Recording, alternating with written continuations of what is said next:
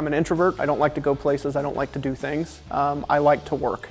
But the only time I really feel free is when I'm shaping metal. Like, I don't care if anybody else likes what I do, but for me as a person and my own sanity, it's what I'm on this planet to do.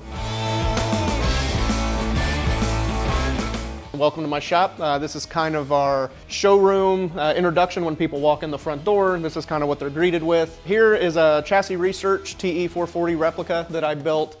I did the chassis on it, I think in 2009 for a buddy of mine, and he kind of ran out of room and it was being stored here. So as I started running out of room, I'm like, hey man, do you care if I stand this thing up? So this is what we have. So this is the Rouster Roadster. It's based on an A.J. Watson Indy car, but the client I originally built it for wanted a two-seater street car, so we changed some stuff around with it. It had a flathead V8 with a Hillborn EFI injector on it, a 5-speed, quick change rear end, and then it was involved in an accident that kind of totaled the car out. So I ended up buying it back from the insurance company and him, and I rebuilt it, and now it's a race car. So I take it to vintage dirt track events, hill climbs.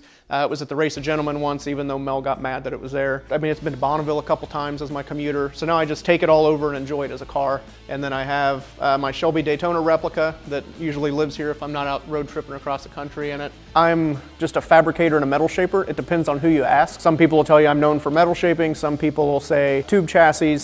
Some other guys will say traditional hot rod chassis. In the beginning, it was, traditional hot rod stuff. I kind of evolved into, making door skins and quarters for those, and which then led to more exotic stuff like aluminum bodied race cars and exotic European stuff. So this is the main work area. I specialize in kind of early traditional type hot rods that have a modern twist on it with a lot of detail and craftsmanship stuff, and I kind of evolve into other projects as well.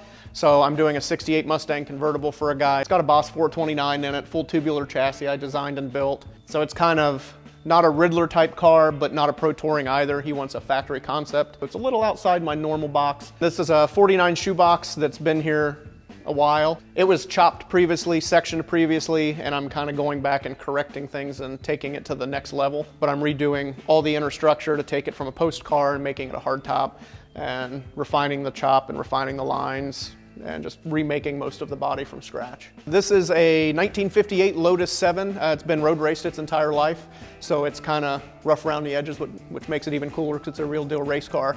It was in a front end collision on the racetrack, and he brought it in to have the front edge of the nose replaced. So I made the new nose, kind of got it ready to weld on, and the old nose had some cracks and some other issues, so we decided to just build a whole new nose from scratch. I tend to get into a lot of weird aluminum bodied race car stuff, like I did a 61 Aston Martin DB4 Zagato quarter a couple years ago. Another good one that kind of got a lot of attention because the whole car was polished to a mirror. Kind of lucked out in the beginning. I wanted to build Model A for myself. I knew nothing about hot rods. I went to vocational school for welding and machining. I knew how to do basic machining processes. And I met this old guy who'd been building hot rods since the 50s. And he's like, man, you're pretty good at this. You should quit your job. And that's exactly what I did. So at 20 years old, I quit my production TIG welding job and just opened up a shop, and it's been downhill ever since. So this is a 3031 Model A, kind of a traditional build again with some more modern stuff, remaking the quarters from scratch, raising the wheel wells up. It's gonna have a small block Chevy in it, just a really good around town driver. He's not going for a show car. This one's his beat around town car. And then it's a 33 5-window coupe, really traditional Bonneville style look. He wanted a heavy chop, flathead V8, 3-speed. It's gonna be a really cool car. I like to show everything in the bare metal process as I can. That way I'm not hiding anything from the body shop or the client, and they know exactly what they're getting. There's nothing hidden under filler or primer. No, so I don't have any background or education in metal shaping. I have undiagnosed ADHD, so I have all these coping mechanisms of figuring out loopholes to make things simple. Metal shaping to me just makes sense because I can physically touch the problem. And I break everything down into 5 basic steps. You can shrink it, stretch it, cut it, bend it, weld it. That is it. With my lack of education and formal training, if you break it down to those simple steps, it's not that complicated. You just have to arrange everything in the certain process to get from A to B. I don't do a ton of high-end machine work, but I think every shop needs a Bridgeport, at least one. If nothing else, it's a really good oversized drill press. I've got my old South Bend lathe for turning down whatever we need. Again, I don't do a ton of machine work, but every shop needs a lathe. It's probably, I'd say, from the 50s. Once I started getting equipment through Baileigh, it kind of opened my eyes to a lot of stuff. And the thing about Baileigh when I got into metal shaping is we didn't have all these companies making metal shaping equipment. But 20 years ago, you had to find a Pettengill or a Yoder buried in the pigsty on a farm and dig it out and completely re-engineer and rebuild it yourself. The fact that I could look in a catalog and I could call Baileigh and say, hey, I need this hammer and I need this tooling with it for this job I need to do, it really helped me out. I think it really kind of changed the path of my career. All together.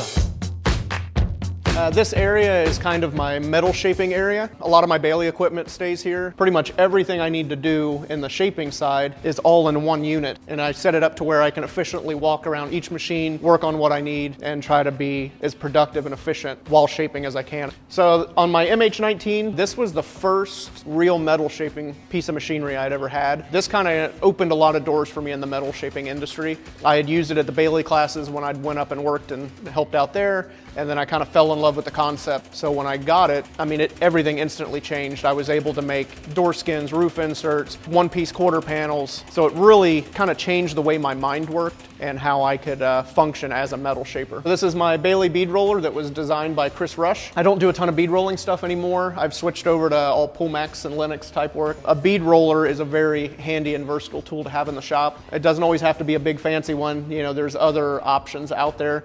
But I really like this one, how it had the deep throat, the chain drive, and then this quick release handle.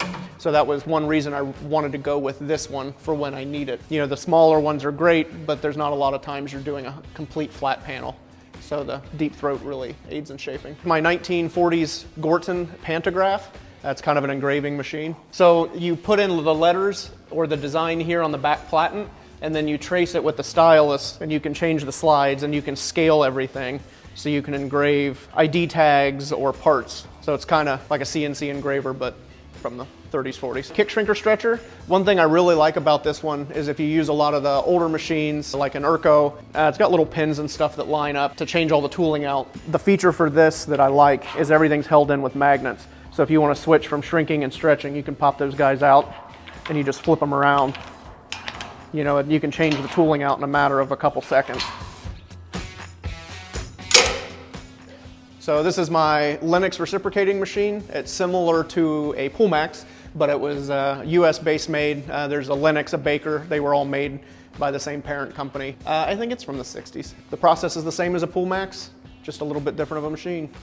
When I started in the shaping industry, I was very wheel heavy. Growing up and seeing that kind of stuff, that's just what you thought you did. If you wanted to build bodies and build panels, you had to get a wheeling machine or an English wheel as most people know them. So when I got this machine, I did all of my shaping on it. And then once I kind of went to the dark side and used power hammers, I kind of never went back. Every once in a while this gets used to shape stuff. Mainly now I use it for forming, and that's what the rubber upper wheel is for.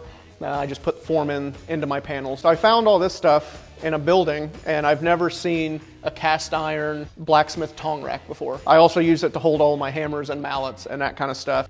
When it came down to looking for a new brake for the shop, it was either a finger brake or a press brake, and this one fit my needs more, and it was actually more budget friendly than just a standard manual box pan brake. I went out on a limb and kind of got this machine, and it's exceeded all my expectations, and it's actually been a really valuable asset to have in the shop. The main focal point, it's my MH37 HD. As you can see, it is quite the large machine. The reason I upgraded to having a machine of this size was mainly to be able to do larger panels.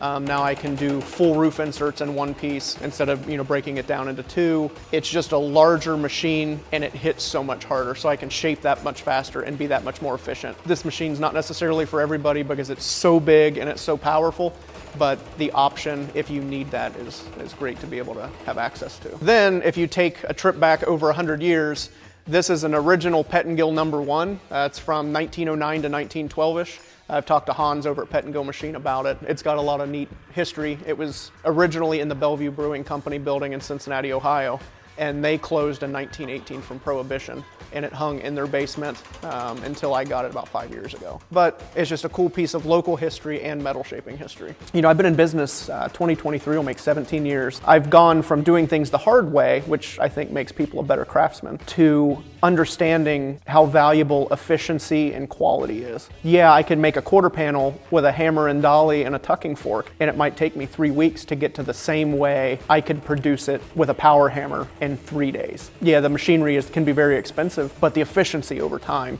is where that comes into play. Rotex turret punch. This came from a school for the deaf, and then it was also from the Air Force, so I've got all the ID tags on it. Handy tool to have in the shop. The history kind of lends to my facility. You know, it's interesting stuff to look at with a soul to its own. So this is a 1940 Cadillac LaSalle. We're gonna do the chop on the top, fender skirts, traditional custom. The chassis and suspension are gonna be kind of modern. He wants air ride on it, a little bit bigger wheel. I've cut down the roof so far. We took 4 inches out of it overall in vertical height and working on getting the post all lean back. From here back, I will reshape the whole new roof. So new sail panels that blend into the quarters a lot better. I'm gonna reuse the factory opening for the back window. Just try to keep it real traditional, but a high quality. Back here is kind of more my dirty work and tube bending stuff. So I also have my 2x4 mandrel bender here. So this is where I bend all my frame rails for everything we do in-house and for other shops and individuals that need material bent for their frame projects. I could always do more bending, but I'm only one person, so only so much I can do in a day. All my CNC plasma cut stuff. I do all my own brackets in-house. If it's gonna be a mass-produced thing, I'll send it out and have it lasered. Design everything in AutoCAD, export it out to the CNC, and I'll burn out my own brackets and tabs for race car applications. I know I wouldn't be where I am without the social media exposure Baileigh has given me. Whether you want to admit it or not, I really think social media, and especially Baileigh's branding on Instagram especially, is kind of blown that out into what it is today. Whether you think it's good or bad, it's been impactful on the industry. This is my Bonneville Streamliner project. It's going to be a 4-cylinder diesel. I kind of got really complicated on this one. So all the suspensions, bell crank, cantilever, it's all adjustable. Everything's doubler plated. It's going to be a full aluminum body. It's styled after the Redhead Streamliner, which I think is the sexiest car to ever be on the Salt. So lastly and leastly, let me show you the Bonneville Roadster we're working on. So this is a personal car for me and my race team. Man, this car is exceeding all of my expectations. A 27 Model T Roadster, full tube chassis, flathead V8. I'm getting pretty carried away with show car stuff on it. It's kind of silly that I'm going to the extremes I am on a race car, but I think race cars can be just as nice as show cars. They can be kind of dual purpose as long as you take care of everything. So this is an XF gas modified Roadster. XF is for the vintage American-made flathead V8, and gas modified Roadster is it runs on a vent gas, and it's a modified Roadster. The record in the class is currently 166 and some change. It's held by the Screaming Mimi team. I don't think we're going to go out and light the world on fire this season. Ideally, when I take it out for Speed Week in August, I want to get the car shook down, make sure everything functions, you know, it handles well, and then we can kind of see where we're at power-wise. Then we can figure out some power adders, maybe tweak the aero a little bit if needed. As far as my legacy and what I want it to be and what it'll actually be, I think are two different things. I just want to build what I like the way I want it and have a certain level of quality and be remembered for the fact that I was passionate about the craft and always focused on the final product. I don't hide things. I don't cut corners. You know, you can look at it and be like, man, that Mike guy, he's a jerk. I would never want to invite him over to my house to meet my parents. But man, he built some cool shit.